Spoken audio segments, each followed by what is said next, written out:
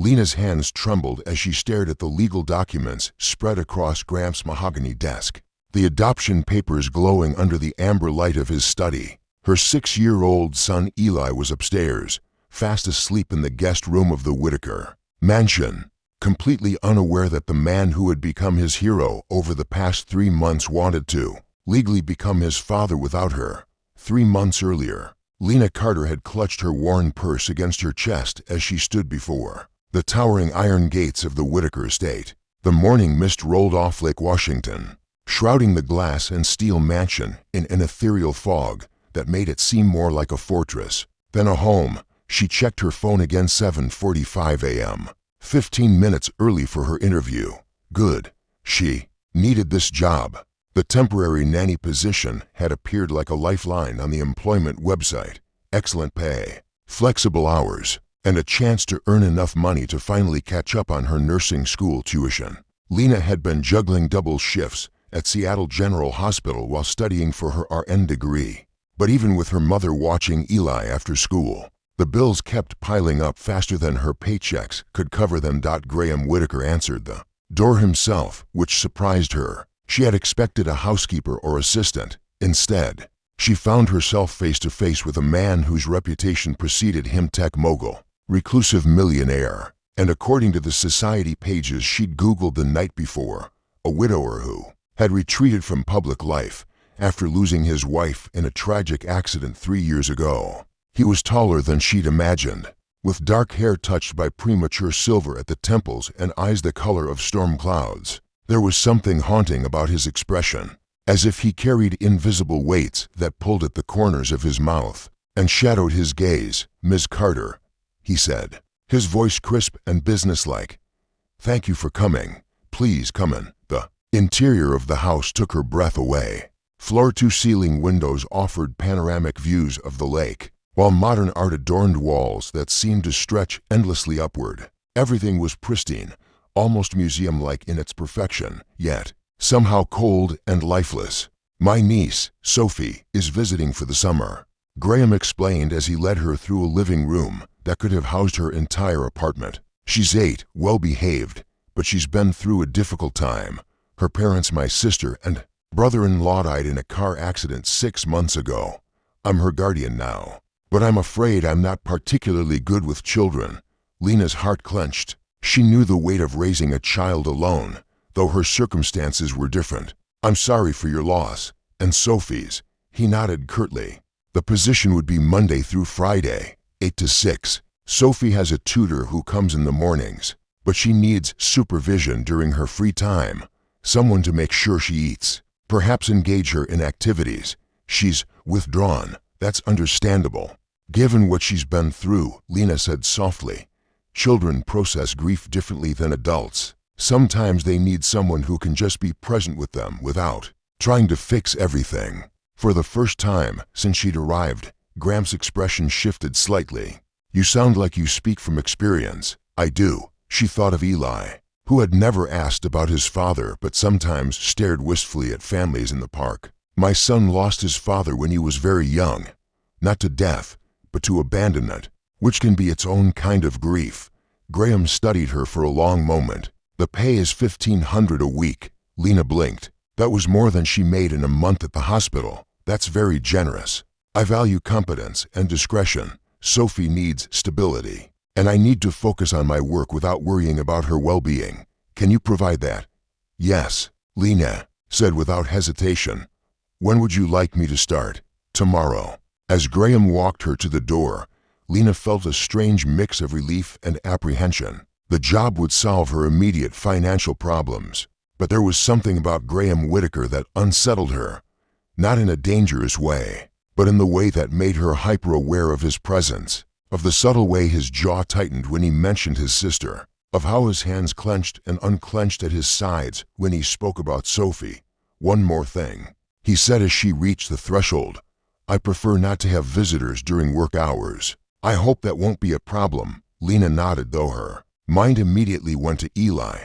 Her mother usually picked him up from school, but what would happen during summer break? She pushed the worry aside.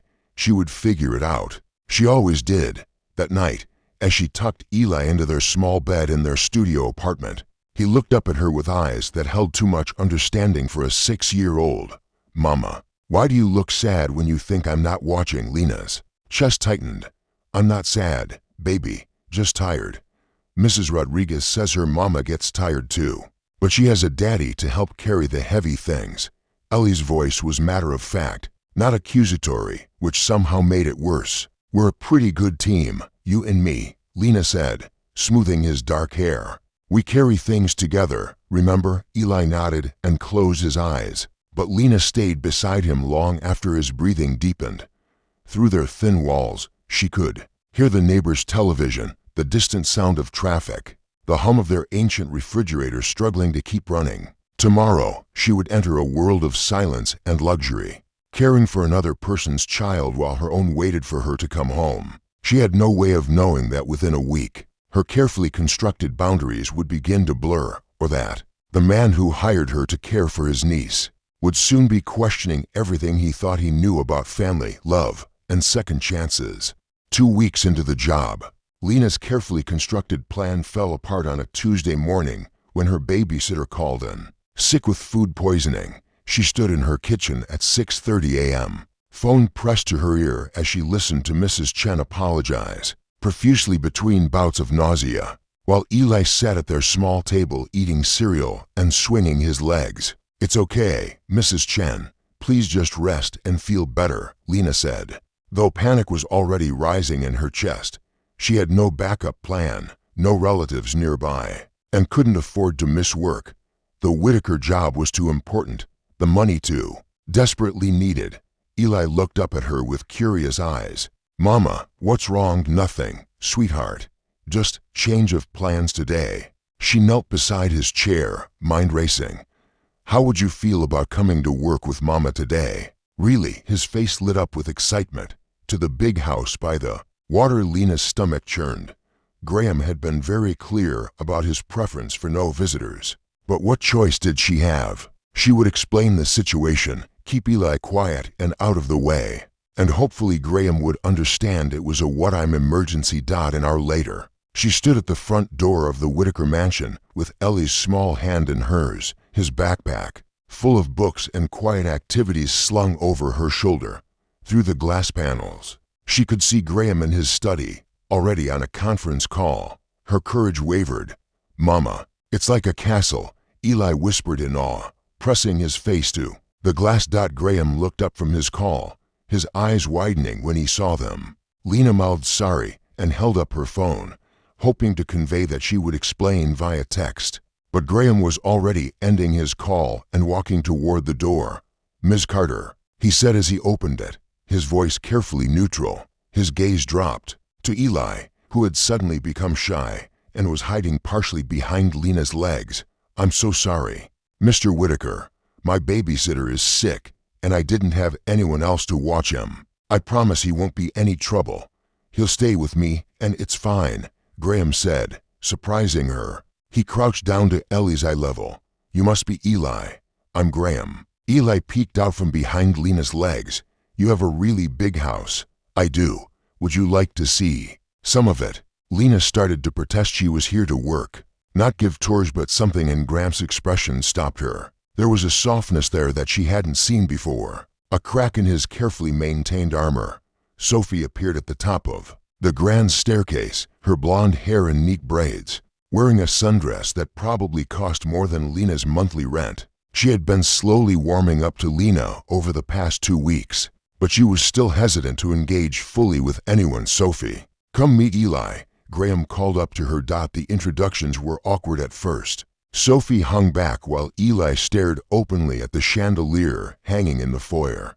But when Graham suggested they all have breakfast together on the terrace, something shifted. Maybe it was the way Eli asked Sophie about her favorite color with genuine interest, or how he shared his apple slices without being asked. But by the time they finished eating, Sophie was actually smiling. "Can Eli see my playroom?" Sophie asked, the first time she had initiated any activity since Lena started working there. Graham looked surprised.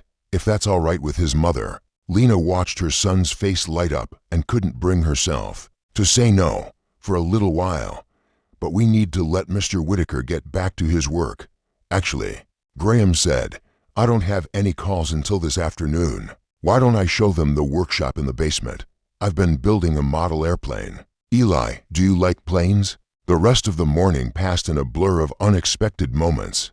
Gramps' workshop was filled with intricate model planes, some hanging from the ceiling like a frozen aerial ballet. Eli was mesmerized, asking question after question while Graham patiently explained how each piece fit together. Sophie, initially jealous of the attention being paid to the newcomer, gradually joined in when Graham handed her a small piece to sand. Lena found herself watching Graham more than the children. Away from his phone and computer screens, he seemed different, younger somehow, more alive. His hands were gentle as he guided Ellie's small fingers around a tiny propeller. And when Eli accidentally dropped a piece, Graham simply picked it up without frustration. My daddy used to build things, Eli said quietly, then looked at Lena with worry, as if he'd said something wrong. Did he?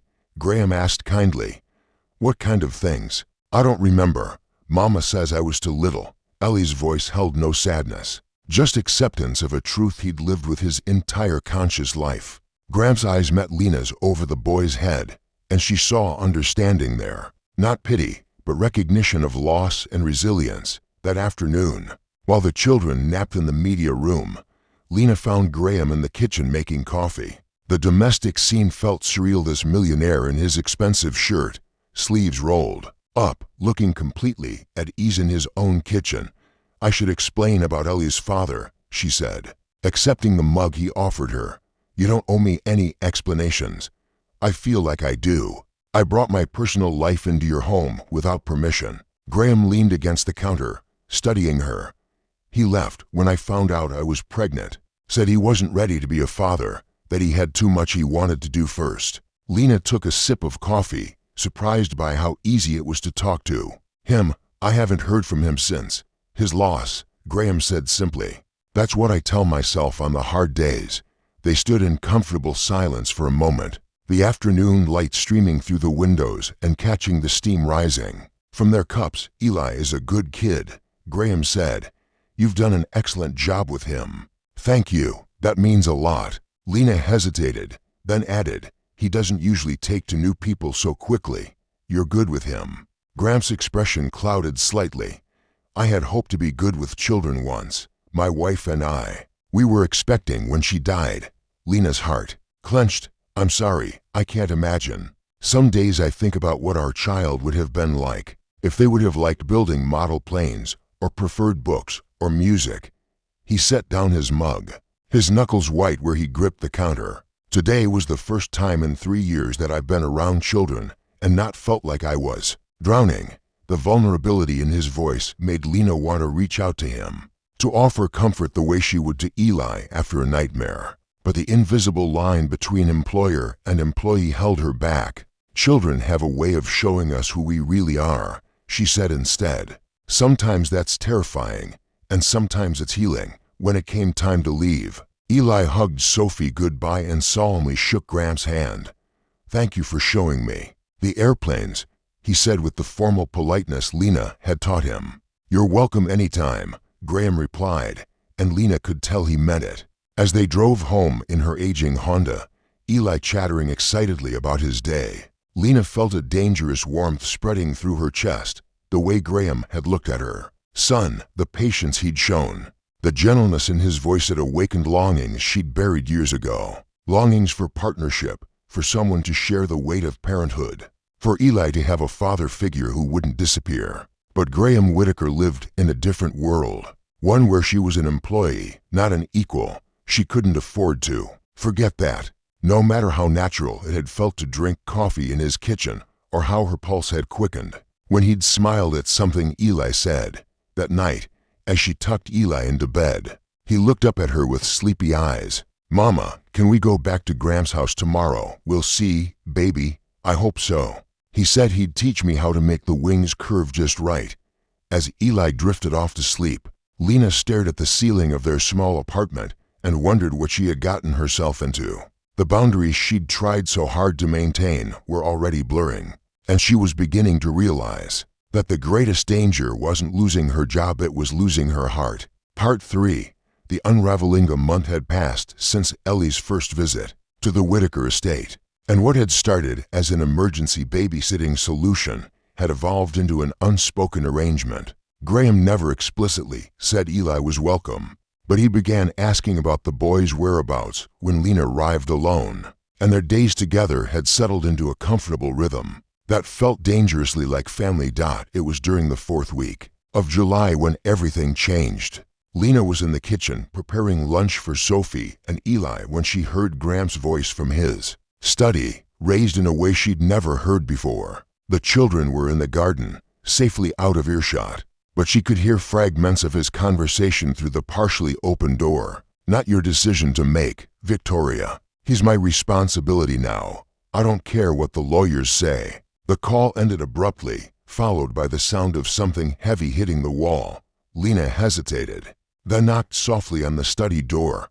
"Graham, is everything okay?" "Come in," he said, his voice strained. She found him standing by the window, his shoulders rigid with tension. His usually immaculate appearance was disheveled, shirt wrinkled, hair mussed as if he'd been running his hands through it. "Sophie's grandmother wants to take her back to Boston," he said without turning around. "She's filing for custody, claiming I'm an unfit guardian because I'm unmarried and work too much." Lena's heart sank. Over the past month, she'd watched Sophie slowly come out of her shell. The little girl had started laughing again, asking questions, even expressing preferences about what she wanted for breakfast. The thought of her being uprooted again felt cruel. "What will you do? Fight it, obviously.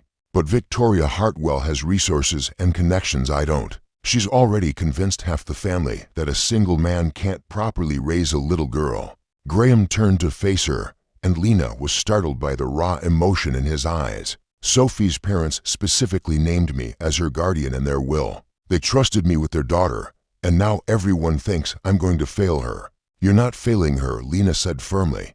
"I've seen how much progress she's made. Sophie is thriving here, is she? Or is she just comfortable with you and—" Eli Graham's voice was bitter. "Maybe Victoria is right. Maybe I'm selfish for keeping her here when she could have a traditional family in Boston. Sophie doesn't need traditional. She needs love and stability. She needs someone who won't give up on her." Graham stared at her for a long moment, something shifting in his expression.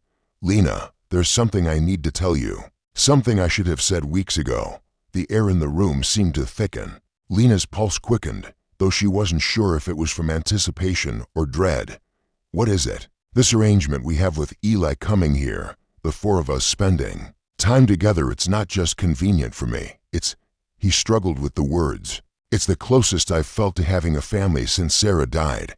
And that terrifies me." Lena's breath caught. "Graham, I know it's complicated. I know I'm your employer, and you have every right to maintain professional boundaries. But I need you to know that when I look at you and Eli, I don't see my employee and her son. I see—" He stopped, shaking his head. "I see what I thought I'd lost forever." The confession hung between them like a bridge neither was sure they should cross. Lena felt her carefully constructed walls crumbling, the professional distance she'd maintained dissolving under the weight of his honesty. "I feel it too," she whispered, "and it scares me just as much." Graham stepped closer, his eyes searching her face. What are we doing, Lena?" "I don't know." The space between them seemed to shrink without either of them moving. Lena could smell his cologne, see the flecks of gold in his gray eyes, feel the warmth radiating from his body. When he reached up to touch her cheek, she didn't pull away. "Is this what you want?" he asked, his voice barely audible, instead of answering with words. Lena rose on her toes and kissed him. The kiss was soft at first, tentative, as if they were both afraid the other might disappear. But when Graham's arms came around her waist and pulled her closer, something ignited between them. 3 years of loneliness and loss, weeks of growing attraction and unspoken feelings, all poured into that single moment of connection.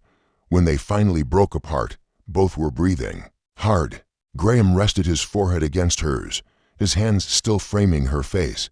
"This changes everything," he said. "I know. Are you ready for that?" Before Lena could answer, the sound of children's laughter drifted in from the garden. Reality crashed back over them like cold water.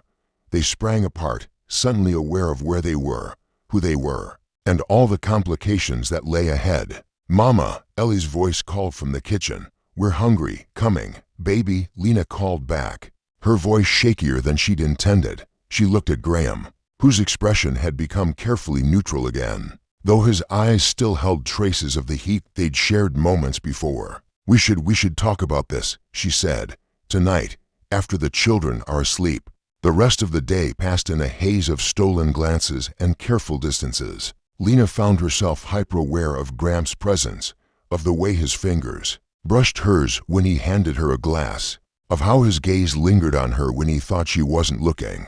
Sophie and Eli, blissfully unaware of the shift in dynamics, played together with an ease that made Lena's chest ache with possibilities she was afraid to name. That evening, after she'd put Eli to bed in the guest room that had somehow become his regular space, Lena found Graham waiting for her on the terrace. The lake stretched out before them, dark water reflecting the lights from the distant city. "I've been thinking," he said as she joined him at the railing, about what it would mean if this became something real. He turned to face her, his expression serious. "I'm not a man who does things halfway, Lena. If we take this step, I want everything. You, Eli, a real family. Not just an arrangement or a convenience, but something permanent." Lena's heart hammered against her ribs. "Graham, that's overwhelming, presumptuous, too fast." He smiled ruefully. "Probably all of those things, but I've spent 3 years afraid to feel anything, and now that I do, I don't want to waste time pretending it's something smaller than it is. What about Sophie's custody situation? What about the fact that I work for you?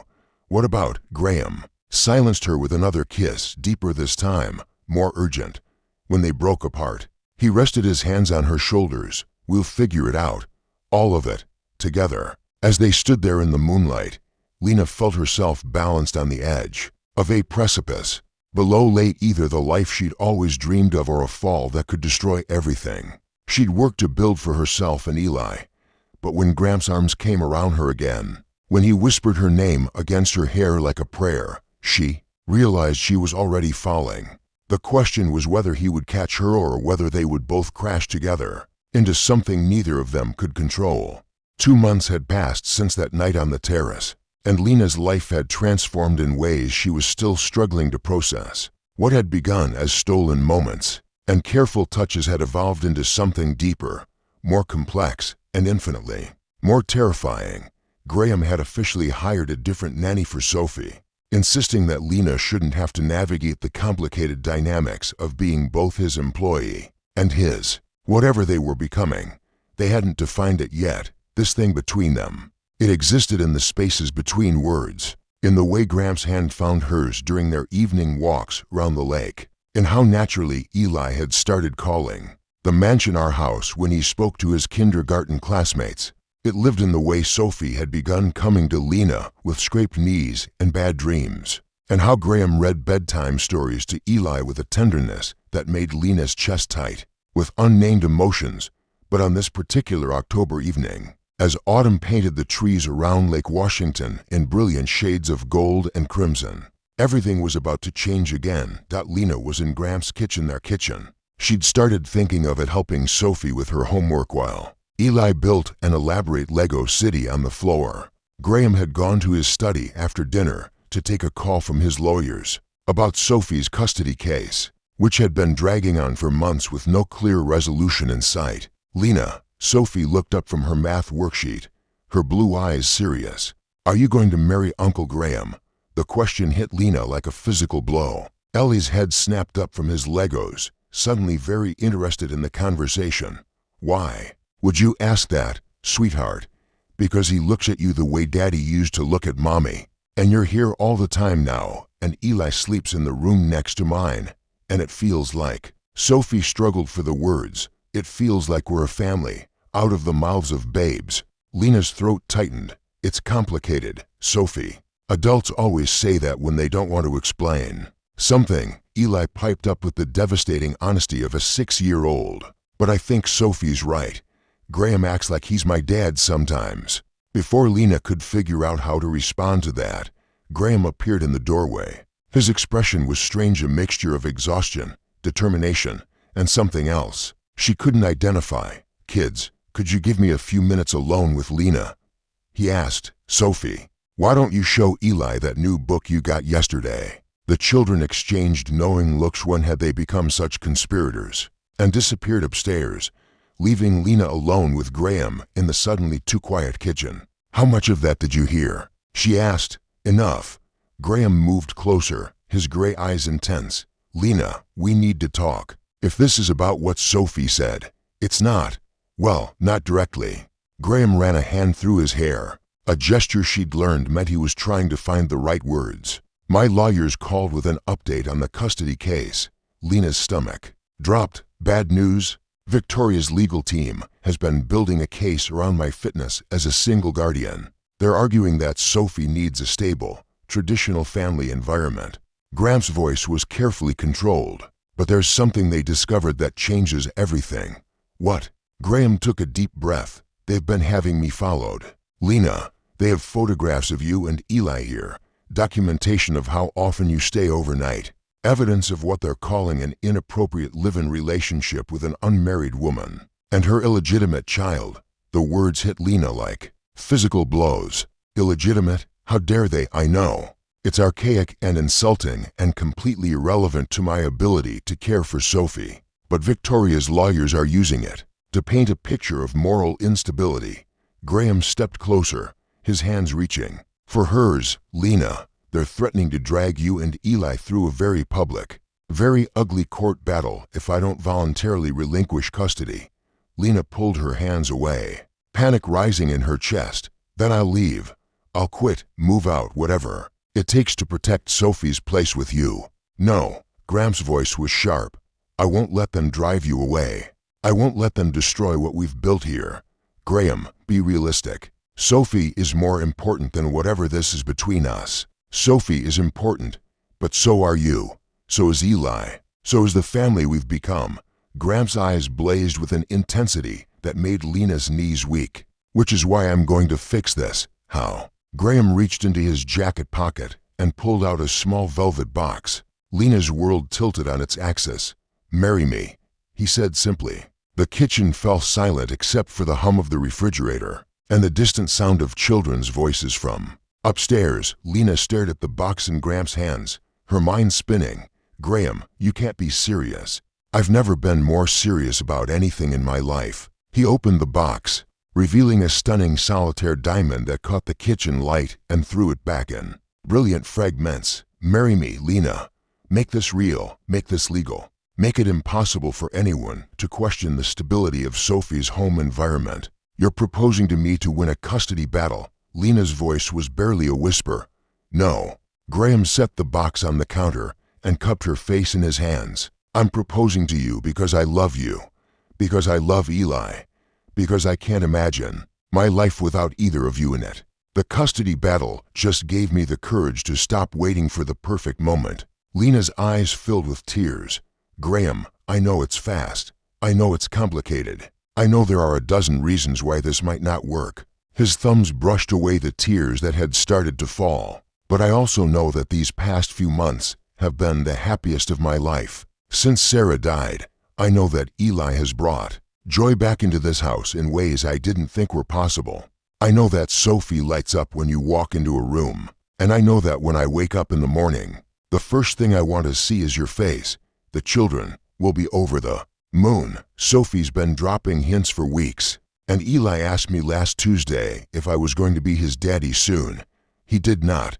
He did. He also informed me that if I was going to be his daddy, I needed to learn how to make proper pancakes because mine are too flat. Despite everything, Lena laughed through her tears. "They are pretty flat.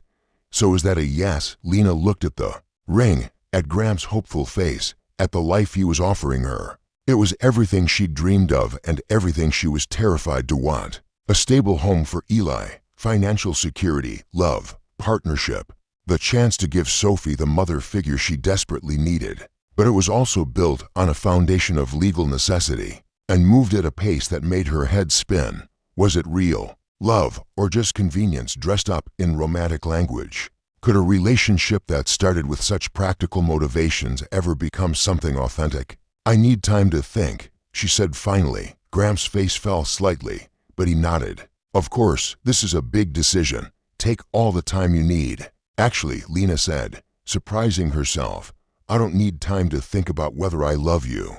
I do, completely, terrifyingly, more than I thought I could love anyone after Ellie's father left." Hope flickered back to life in Gramps' eyes. "Then, what do you need to think about? Whether marrying you is fair to any of us. Whether we're doing this for the right reasons. Whether Eli and Sophie deserve better than parents who got married to win a court case." Graham was quiet for a long moment. When he spoke, his voice was soft but certain. "Sarah and I dated for 3 years before we got engaged. We had the perfect proposal, the perfect wedding, the perfect plan for our perfect life together. And you know what? None of that mattered when she died. What mattered was that we loved each other, even if we didn't have enough time." He picked up the ring box again, but didn't open it. "I'm not asking you to marry me because it's practical, or convenient, or because it will help with the custody case, though it will. I'm asking you to marry me because life is unpredictable and love is rare, and when you find it, you hold on to it with both hands."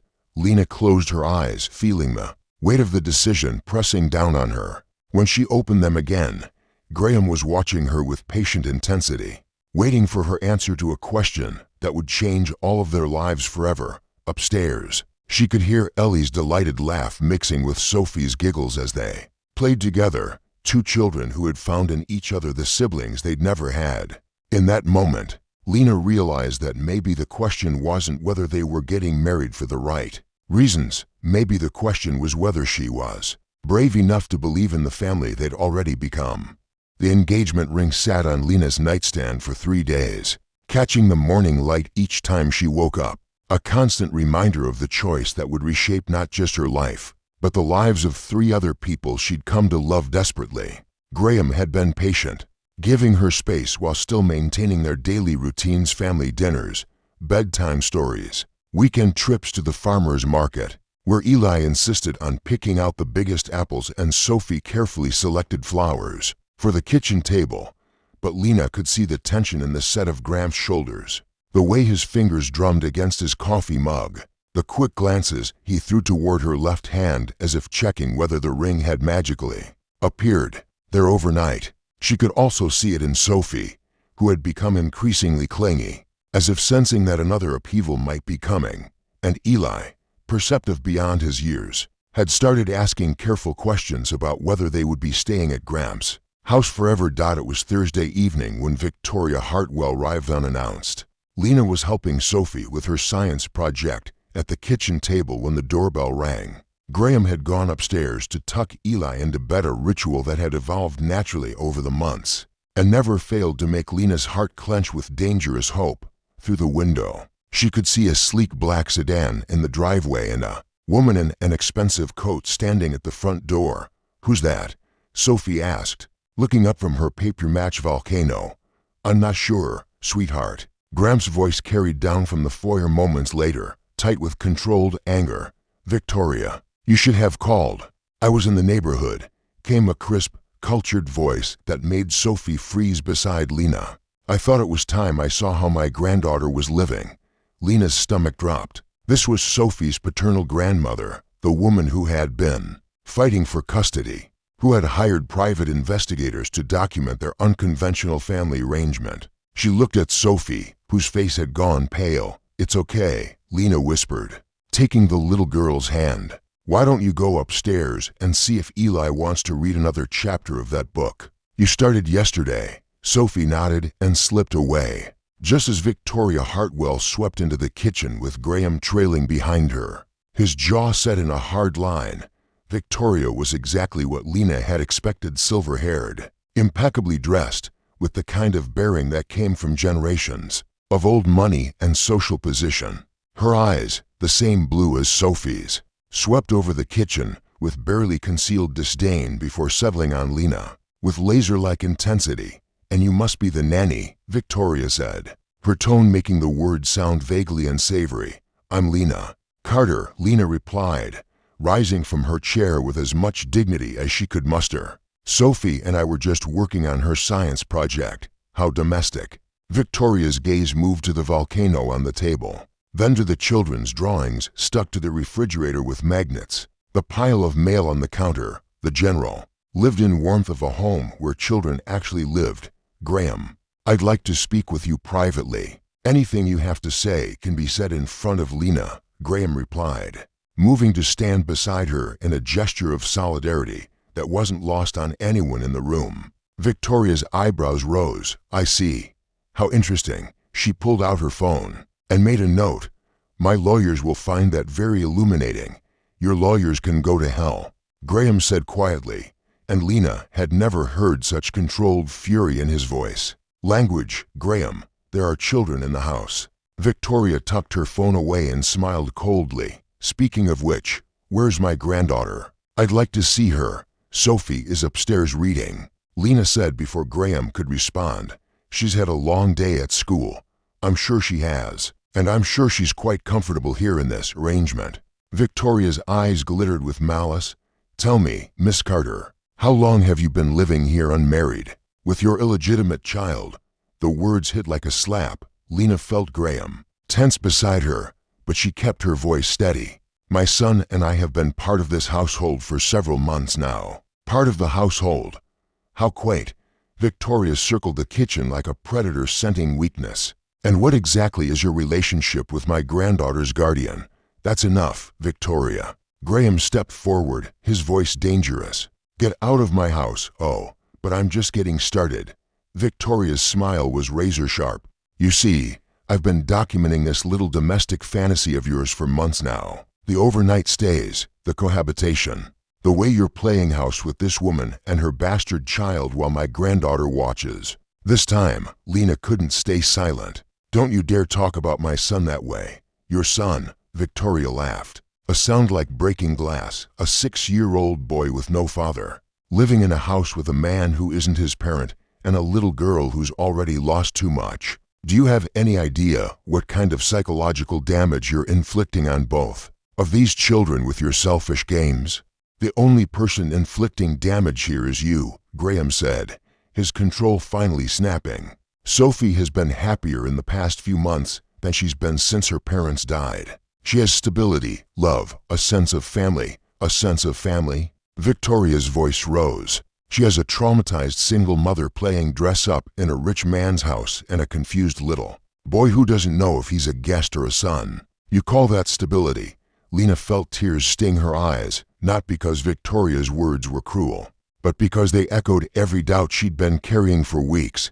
Was she being selfish? Was she putting her own desires above what was best for both children? Sophie belongs with family, Victoria continued. Real family.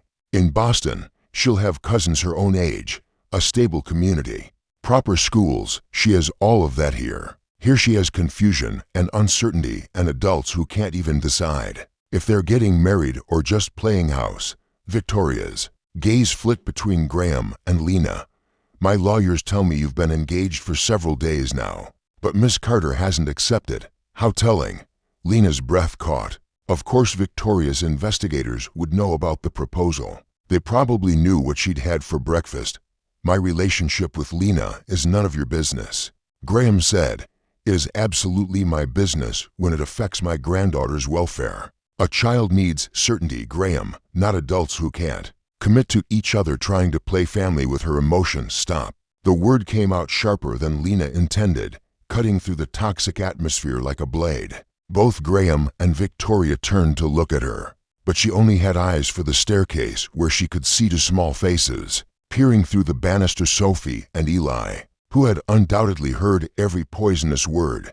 Sophie, Eli, come here, Lena said gently.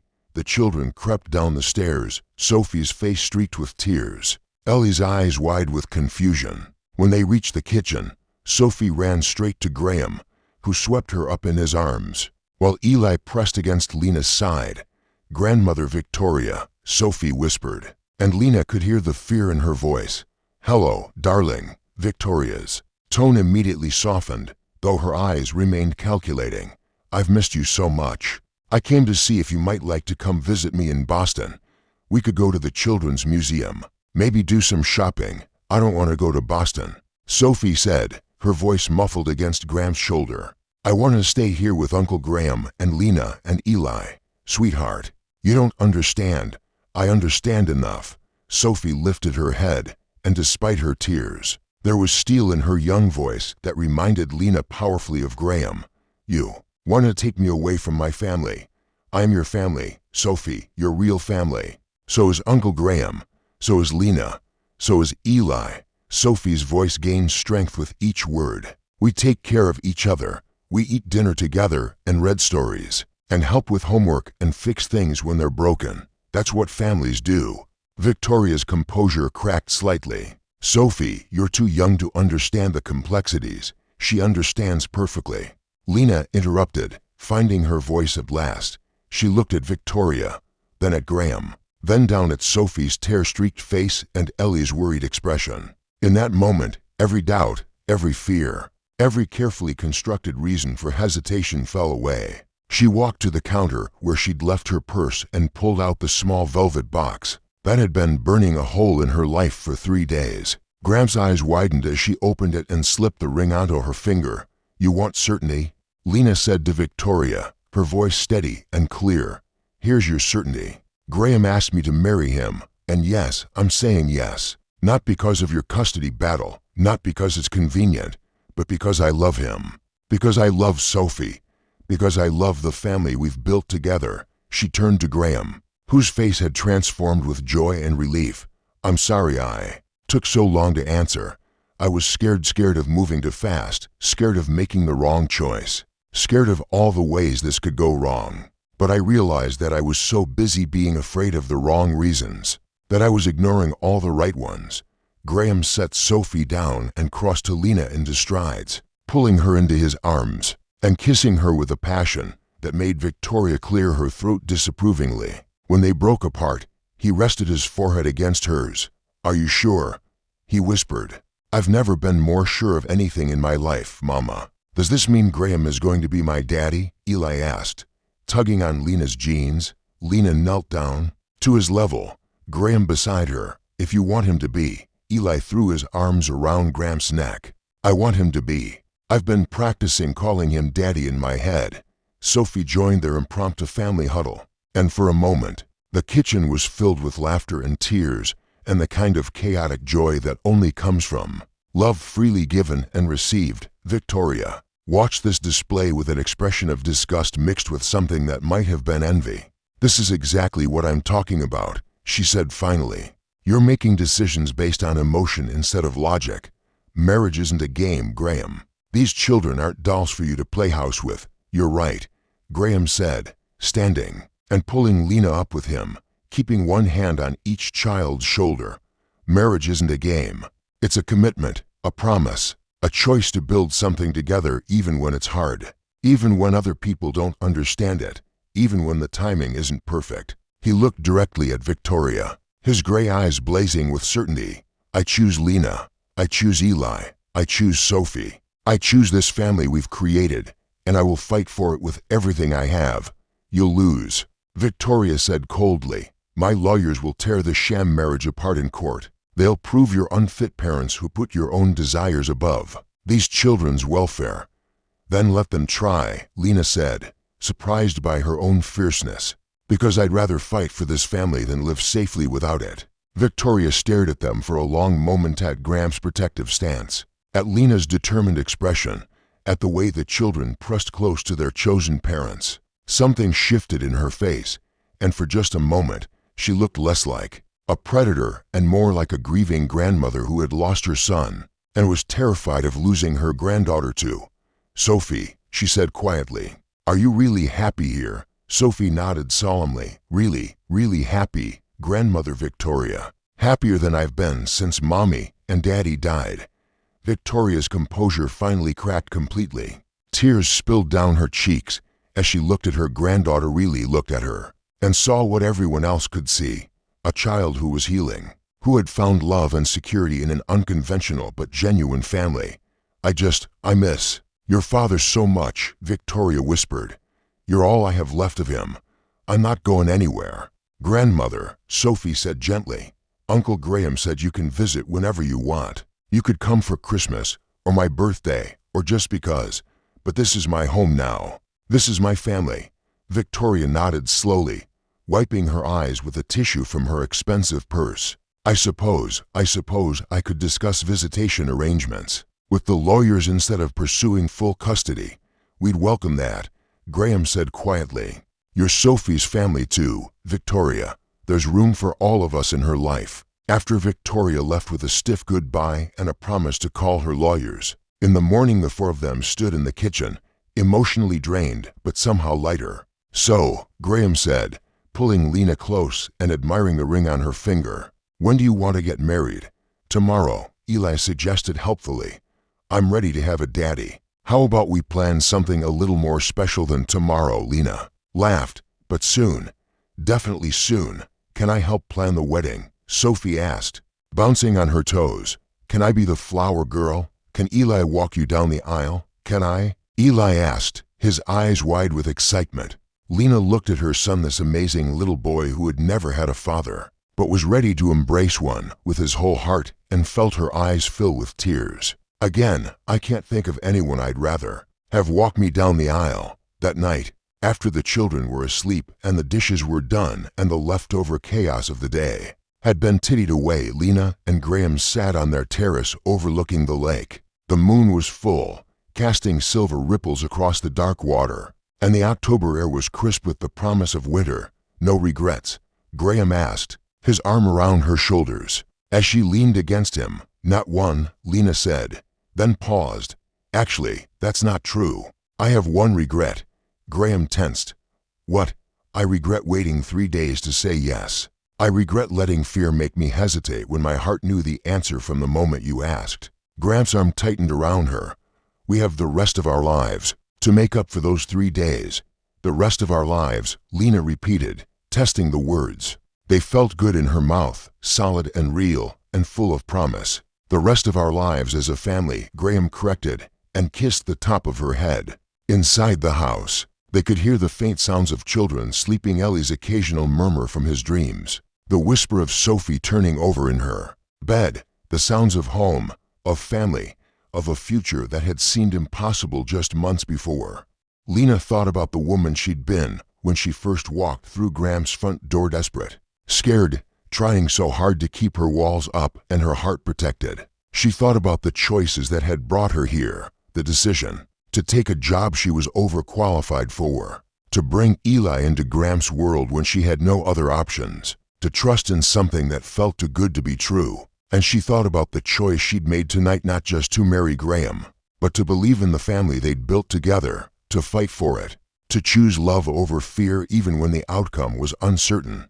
3 months later, on a snowy January morning, Lena Carter became Lena Whitaker in a small ceremony attended by their closest friends, with Sophie as the flower girl and Eli walking his mother down the aisle with the serious dignity of someone who understood the magnitude of the moment. Graham's vows made everyone cry, especially the part where he promised to love and protect not just Lena, but the family they'd chosen together. Lena's vows were simpler but no less heartfelt, a promise to choose love every day, in all the small moments and big decisions that make up a life. Victoria attended the wedding, sitting in the back with a small smile that suggested she was beginning to understand that families come in all shapes and sizes, and that love real, committed, every day. Love was more important than convention, but that's a story for another day. Tonight, on this October evening, with the moon reflecting off the lake and the promise of tomorrow shining as bright as the ring on her finger, Lena Carter was exactly where she belonged, in the arms of the man she loved, in the home they'd built together, surrounded by the laughter and dreams and endless possibilities of the family they'd chosen.